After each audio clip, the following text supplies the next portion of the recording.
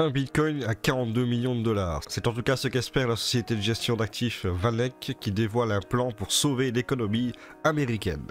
Restez bien jusqu'à la fin de l'article parce que je vais vous démontrer à quel point c'est totalement impossible avec des chiffres et avec quelques petits calculs.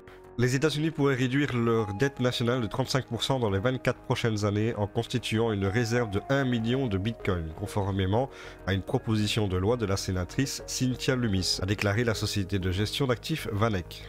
L'estimation de VanEck suppose que le bitcoin augmentera à un taux de croissance annuel composé de 25% pour atteindre 42,3 millions de dollars d'ici 2049, tandis que la dette nationale des États-Unis augmenterait à un TCAC de 5%, passant de 37 000 milliards de dollars début 2025 à 119 300 milliards de dollars à la même échéance. Cette réserve pourrait représenter environ 35% de la dette nationale en 2049, compensant près de 42 milliards de dollars de passifs, ont déclaré Matthew Siegel, responsable de la recherche sur les actifs numériques chez VanEck, et Nathan Frankowitz, analyste en investissement dans un rapport publié le 20 décembre. On a un graphique ici de la dette nationale estimée des États-Unis avec la croissance de la réserve de Bitcoin de 2025 à 2049. Le scénario qualifié d'optimiste par VanEck optimiste. Restez bien jusqu'à la fin de l'article. Je vais vous montrer, des 3 trucs, ça va être génial. On a envie de redescendre sur terre un petit peu là. VanEck suppose que le TCAC de 25% du Bitcoin commencera à partir d'un prix de 200 000 dollars en 2025. 200 000 dollars le BTC en 2025, moi, je trouve que c'est très correct. Je pense qu'il peut le faire. Le Bitcoin s'échange actuellement à 95 360 dollars et devrait plus que doubler pour atteindre le point de départ indiqué par VanEck. Une augmentation du prix du Bitcoin à 42,3 millions de dollars signifierait qu'il représentait environ 18% des actifs financiers mondiaux. Un bond spectaculaire par rapport aux 0,22% qu'il représente actuellement dans un marché mondial estimé à 900 000 milliards de dollars.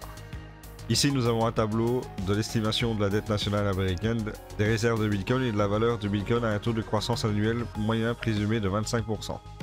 La nouvelle administration du président Donald Trump a évoqué l'idée d'une réserve de Bitcoin, ce qui a fait grimper le cours du Bitcoin à plus de 6 chiffres. Bah, pas que. Il y a aussi le bull market aussi, ok là, c'est un peu normal. Mais le projet de loi Lummis n'a toujours pas été examiné par le Sénat ou la Chambre des représentants. Le fondateur et PDG de Strike, Jack Mallers, a affirmé plus tôt ce mois-ci que Trump pourrait émettre un décret le premier jour de son mandat pour désigner le Bitcoin comme actif de réserve. Selon le projet de loi de Lummis, les États-Unis pourraient réaffecter les 198 100 Bitcoins actuellement en leur possession suite à des saisies d'actifs.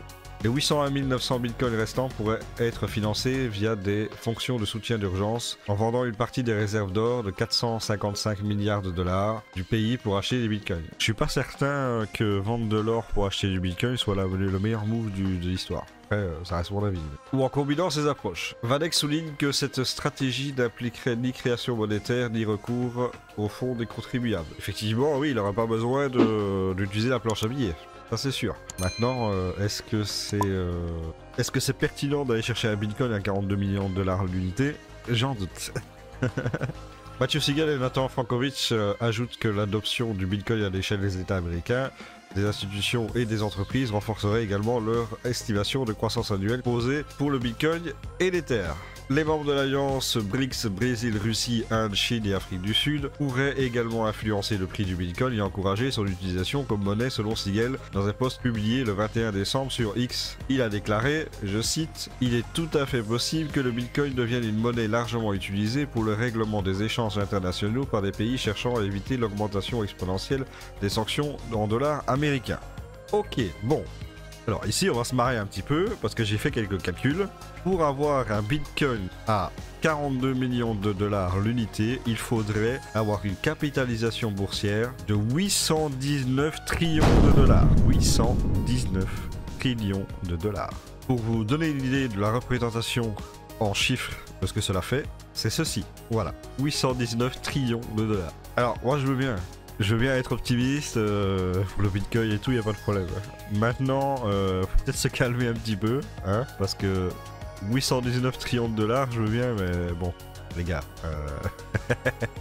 les gars, stop un petit peu, quoi. Bon, alors, pour vous donner l'idée, ok, donc pour vous donner une idée de ce que ça représente 819 trillions de dollars, je vais vous donner quelques exemples. En 2024, le PIB mondial est estimé à 110 000 milliards de dollars. Donc ça signifie que la capitalisation du Bitcoin représenterait plus de 7 fois l'économie mondiale entière. Voilà.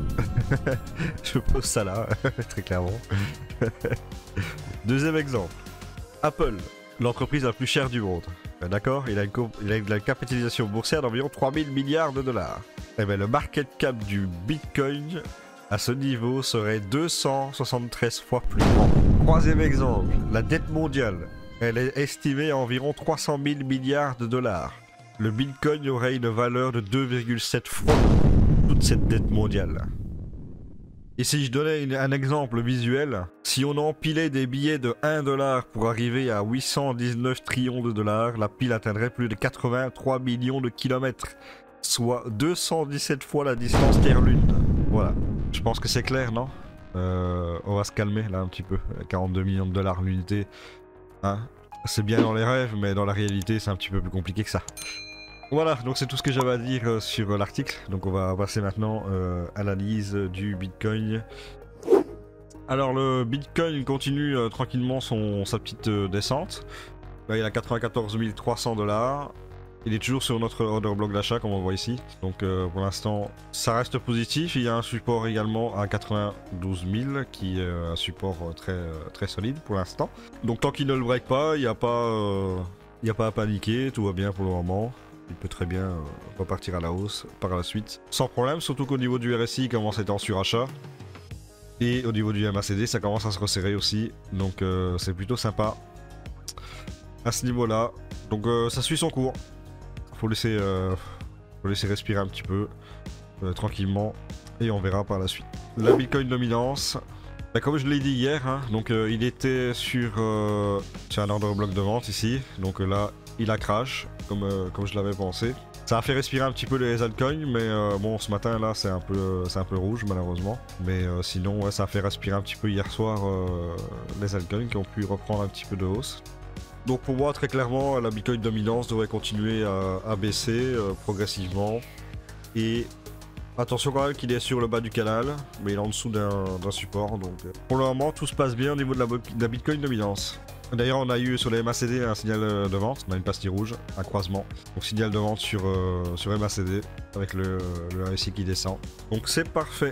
Comme je vous l'ai dit précédemment, nous avons le Total 3 qui a augmenté grâce à la Bitcoin dominance qui a baissé. Donc du coup, les altcoins ont pu pump. Et on voit ici la bougie ici qui a fait pump les alts d'hier soir. Et du coup, ça permet de réintégrer le canal avec un order bloc d'achat ici qui soutient le prix. Donc très intéressant. Donc là maintenant, je pense qu'il a un boulevard pour aller chercher des plus hauts, hein, très clairement. Donc laissons-le tranquillement faire son œuvre. Moi pour le moment, tout va bien à ce niveau-là. Je suis très optimiste. Pour les altcoins, je reste convaincu que dans la semaine, ça devrait faire de très bonnes performances. Au niveau de la macroéconomie, ça sera très rapide. À 16 h, il y a les ventes de logements neufs américains. Et à 14 h 30, il y a les commandes de biens durables. Donc évidemment ce sont des statistiques des toutes petites statistiques de fin d'année, donc les grosses statistiques sont déjà passées. Donc maintenant on attend l'année prochaine, mais en attendant il y a toujours de petites statistiques intéressantes à regarder. Au niveau de l'alcool season, on est à 51, donc on est remonté légèrement parce que les alcools on peut un petit peu. Et là pour l'instant on stagne au middle entre l'alcool season et le Bitcoin season, donc rien à signaler à ce niveau là. Et dans le top 50 performance, eh bien nous avons toujours HBAR qui domine avec BGD, XLM, XRP, ENA, OM, Doge, SUI et les autres avec le BTC ici au milieu. Et nous avons les altcoins qui sous-performent le BTC comme le SHIB, la VAX, la TOM. Et ceux qui sont en négatif, Tao, STX, TIA, IMX, Fetch et Kaspa. Toujours le bon dernier, malheureusement. Mais je pense que Kaspa aura son heure bientôt. Au niveau de l'émission de token, nous avons l'ENA, le token ENA qui va émettre pour 13,43 millions de dollars de tokens, ce qui représente 0,44% de la supply en circulation. Donc c'est pas beaucoup, mais gardez en tête que dans 22 h 50 il y aura une émission de token de l'ENA. Voilà, sur ce je n'ai rien à dire de plus. Merci à vous d'avoir regardé cette vidéo. N'hésitez pas à liker, commenter, vous abonner et on se retrouve pour une nouvelle vidéo. À la prochaine, ciao.